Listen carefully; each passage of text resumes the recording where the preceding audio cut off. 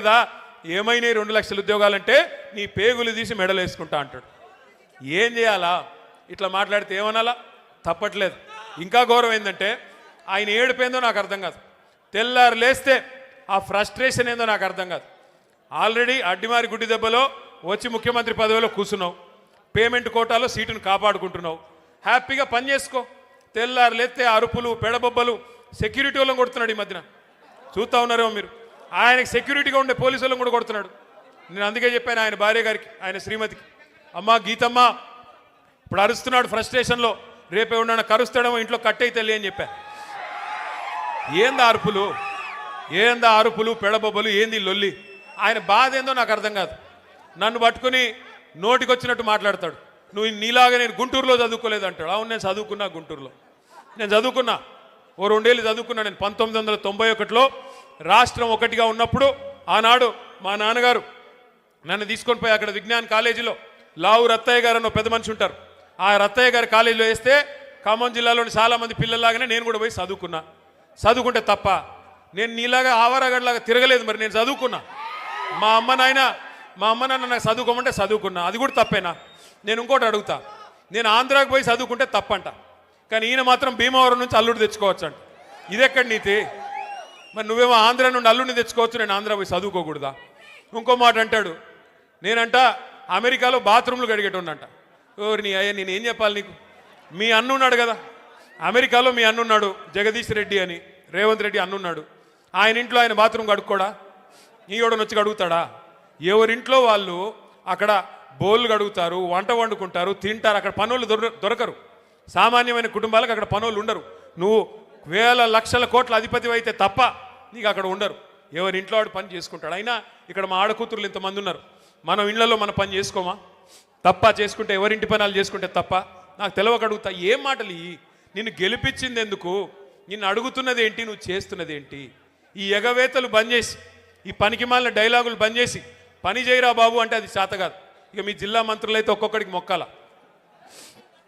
ఒక ఆయన ఉన్నాడు రెవెన్యూ మంత్రి బాంబులేటి, ఇక దీపావళికి బాంబులు వెళ్తాయి చూడండి అన్నాడు. 2 దీపావళిలు పోయినాయి. బాంబులు ఎక్కడ వెళ్ళాయో నాకు తెలియదు. ఈయన గారు పోయి మాత్రం అదాని కాళ్ళు పట్టుకొని, మోడీ కాళ్ళు పట్టుకొని, ఆయన ఇంటి మీద ఈడీ రేడ్ అయితే మాత్రం కాళ్ళు పట్టుకొని మీ బీజేపీలో చేరుతాను, దండం పెడతాను, నా మీద కేసు పెట్టకండి అని చెప్పి సిగ్గు లేకుండా బీజేపీకి మోకరిల్లి ఇవాళ కేసు మాఫీ చేయించుకుంటా ఉన్నాడు.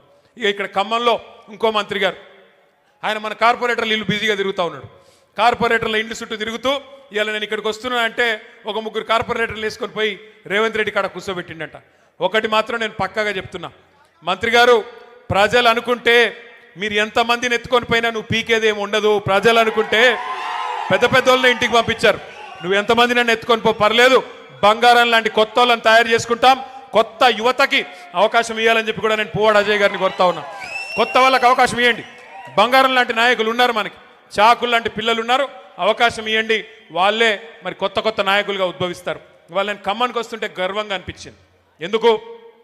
ఎంటర్ అవుతా ఉంటే ఆ మున్నేరు రివర్ ఫ్రంట్ మన గవర్నమెంట్ ప్రారంభించి మంజూరు చేసిన రివర్ ఫ్రంట్ కనబడ్డది. కేబుల్ బ్రిడ్జి పనులు మనం ఉంటే ఈ పాటికి అయ్యేపోయేది.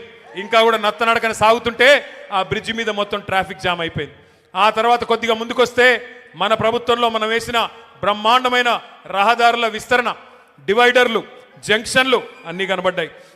లక్కారం చెరువు ఎట్లా ఉండేది గతంలో కాంగ్రెస్ ప్రభుత్వం ఉన్నప్పుడు, తర్వాత బీఆర్ఎస్ వచ్చినాక ఎట్లా అయిందో నాకంటే బాగా మీకే తెలుసు.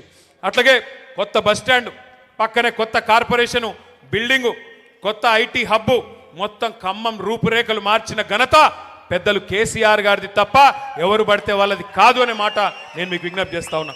వాళ్ళ కొంతమంది చెప్పుకుంటా ఉన్నారు, నేను చేశానంటే నేను చేశాను. తుమ్మల గారు చెప్తున్నారంట ఆయన హయాంలోనే జరిగింది. నేను అడుగుతా ఉన్న తుమ్మల గారు, 2014లో ఎక్కడున్నారు మీరు? ఓడిపోయి ఇంట్లో కూర్చుంటే మిత్రుడు కదా అని తీసుకొచ్చి కేసీఆర్ గారు మంత్రి చేసి మీకు బాధ్యత అప్పచెప్పారు. మీ కేసీఆర్ గారి నాయకత్వంలో 2014 తర్వాతనే ఖమ్మం రూపురేఖలు మారినాయి తప్ప అంతకుముందు మీరు చేసింది ఏమీ లేదు అనే మాట కూడా నేను గుర్తు చేస్తా ఉన్నా. దయచేసి నేను మిత్రుల్ని కోరుతా ఉన్నా, ఇవాళ పక్కనే ఉన్న డిప్యూటీ సీఎం కావచ్చు, ఇక్కడ ఉన్న ఈ 2 మంత్రులు కావచ్చు, రేపు ఖమ్మం కార్పొరేషన్ మీద పడతారు. వాళ్ళకి అర్థమైపోయింది సినిమా. మొన్న మీరు పంచాయతీ ఎన్నికల్లో ట్రైలర్ చూపెట్టేసరికి భయపడ్డారు. మా తమ్ముడు ఆర్మీ రవి అనే ఓ పిల్లగాడు ఉంటాడు, ఎక్కడున్నాడు ఆయన? ఎక్కడున్నా నిలబడి తమ్ముడులే చేయలేపు. ఆర్మీ రవి అని ఒక తమ్ముడు ఉంటాడు, ఎక్కడ ఉన్నాడు, శుద్ధవాగు సర్పంచ్ గారు. సరే ఉన్నాడు ఎక్కడ ఉన్నాడు. ఆ తమ్ముడికి నిజంగా నేను అభినందనలు చెప్తా ఉన్నా. నేను ఒక్కడికే చెప్తున్నా, ఏమనుకోవద్దు, చాలామంది పోరాటం చేసిన వాళ్ళు ఉన్నారు. కానీ తమ్ముడు మీద కేసులు పెట్టి జైలుకు పంపించాడు పొంగులేటి. పంపించాలని ప్రయత్నం చేస్తే ఆ తమ్ముడు మొన్న వాళ్ళ ఊరిలో సర్పంచ్కి పోటీ చేసి ఎన్ని ఓట్లతో గెలిచిండు? 135 ఓట్ల మెజారిటీతో పొంగులేటి అహంకారం మీద చావు దెబ్బ కొట్టి గెలిచొచ్చాడు. చిన్న గ్రామ పంచాయతీలో 135 ఓట్ల మెజారిటీ. వాళ్ళకి సినిమా అర్థమైపోయింది. మేజర్ గ్రామ పంచాయతీలు మనం గెలిచాం. ఉన్న ఒకే ఒక రూరల్ మండలంలో 25 ఉన్నాయనుకుంటా గ్రామ పంచాయతీలు. 25 37 ఉంటే